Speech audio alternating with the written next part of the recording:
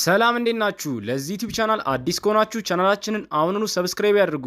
እናም እንደተለመደው ቪዲዮ ላይክ በማድረግ ጀምሩት። ይመቻችሁ።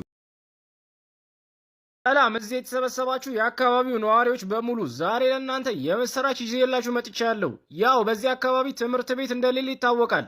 እናም ከዚህ በፊት እዚህ አካባቢ ትምህርት ቤት ለመገንባት 2 ሚሊዮን ብር እንደሚያስፈልግና መንግስት በበጀት እጥረት ምክንያት ግማሹን ወጪ እንደሚሸፍን ተናግረን ነበር።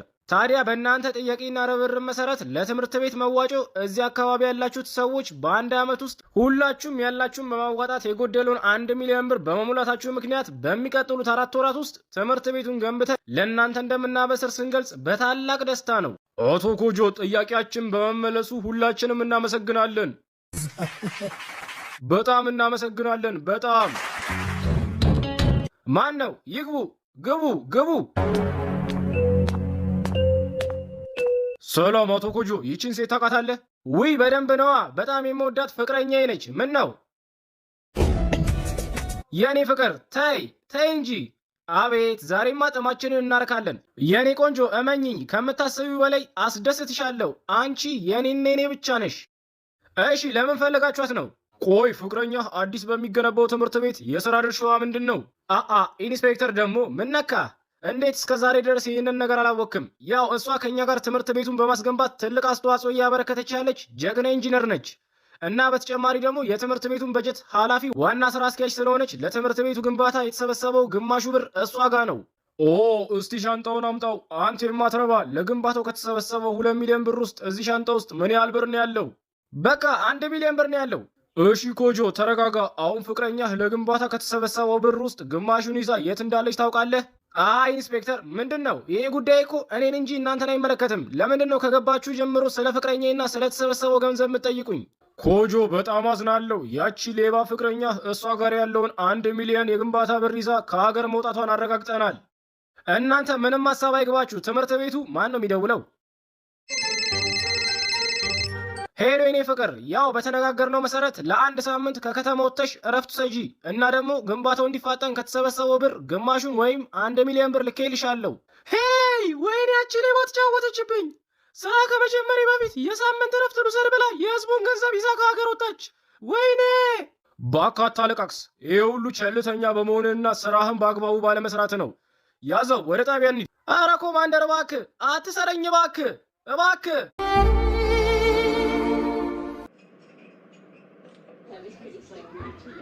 አስተናጋጅ። አቤት ጌታዬ፣ ምን ልታዘዝ? አሁኑኑ አምቦ ውሃ ይዘህልኝና። እሺ።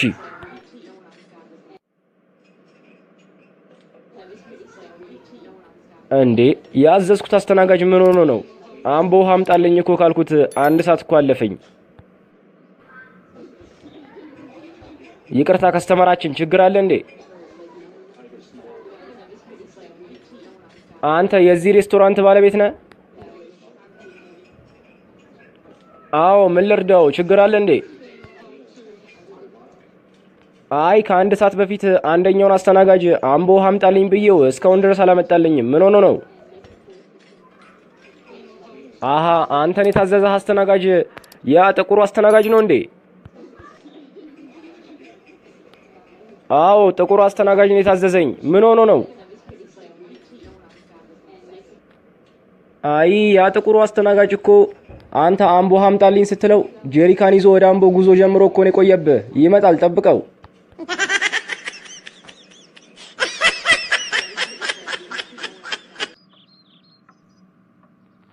ሰላም ፋዘር።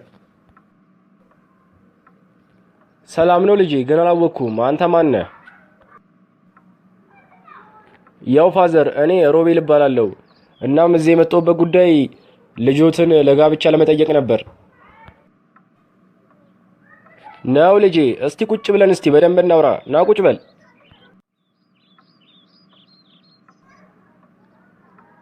እሺ ከይቅርታ ጋር ወደ ጥያቄ ልግባ። አንተ ቆይ የኔን ልጅ ካወካት ስንት ጊዜ ሆነ? ያው ፋዘር የእርሶን ልጅ ከድሮ ጀምሮ ትምህርት ቤት አውቃት ነበር። እናም ጓደኛዬም ነበረች እና አሁን እሷም የጋብቻ ጥያቄውን እሺ ብላ ተቀብላኛለች። እርሶ ብቻ ጋብቻውን ይፍቀዱ እንጂ ድል ባለ ሰርግ ነው ማገባት። እሺ ለመሆኑ ግን ታመሻለህ? ኧረ ፋዘር እኔማ አመሻለሁ አይባልም። እስከ ሌሊቱ 7 ሰዓት ድረስ ብቻ ነው ማመሸው። ምን እስከ 7 ሰዓት ድረስ አመሻለሁ? ምን አይነቱ ነው ባካችሁ? ቆይ እሺ ለመሆኑ ማምሸት የጀመርከው በቅርቡ ነው ወይስ ከድሮ ጀምሮ ነው? ኧረ ፋዘር በዛ ቢባል 1 አመት ቢሆነኝ ነው። ያው ከእስር ቤት ከወጣሁ በኋላ ነው ማምሸት የጀመርኩት። እስር ቤት የባሰ አታምጣ ሰውዬ፣ ጭራሽ ደግሞ እስር ቤትም ገብተሃል። አንተማ ቆይ ልጄንም አታገባትም። ግን ለመሆኑ እንዴት እስር ቤት ገባህ? ያው ፋዘር ታስሬማ የነበረው ሰው ገድዬ እኮ ነው። ምን አልክ አንተ ደደብ? መጀመሪያም እኮ አውቄ ነበር ሌባ። አንተማ መቼም ቢሆን ልጄን አታገባትም። አሁኑኑ ቤቴን ለቀህ ውጣ። ኧረ ፋዘር ምን ሆነዋል? ይረጋጉ እንዴ! እኔ እኮ አሁን ነፃ ሰው ነኝ። ወይ ጉድ! ታዲያ ቆይ አንተ ማንን ነው ግን የገደልከው? ያው ፋዘር ጎረቤታችንን ነበር የገደልኩት። ምን አልክ? ጎረቤታችንን የገደልኩት? ግን ለምን ገደልከው?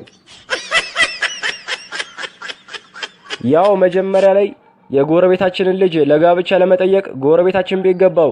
ከዛም ጎረቤታችን በምንም ተአምር ቢሆን ለአንተ ልጄን አልደርለም ሲሉኝ አንድ አፍታ ሽጉጥ አውጥቼ ግንባራቸውን በሳውላቸው።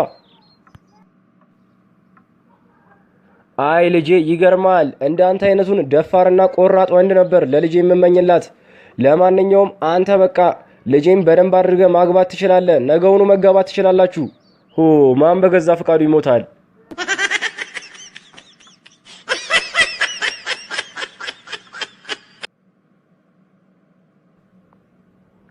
ሸምሱ ባለሱቁ ይላል። ስራ እንዴት ነው?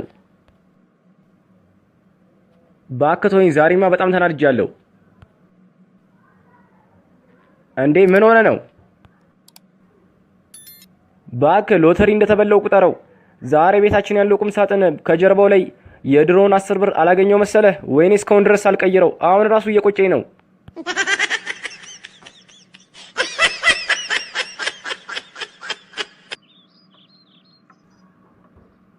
እኔ የምለው ማሬ አንድ ጥያቄ ልጠይቅህ። ምንድነው ፍቅሬ? ጠይቅኝ። ያንተ እኮ የድሮ ሚስት ቀይ ነበረች፣ እኔ ደግሞ እንደምትይኝ ያው ጥቁር ነኝ። ታዲያ ለምን አገባኝ?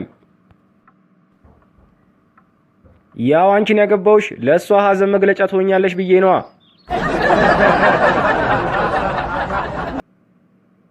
ለዛሬ ያዘጋጀንላችሁ ቪዲዮ ይህንን ይመስላል። ሰብስክራይብ፣ ላይክ፣ ሼር እንዳይረሳ። በሌላ ቪዲዮ እስከምንገናኝ ድረስ ፒስ። ይመቻችሁ።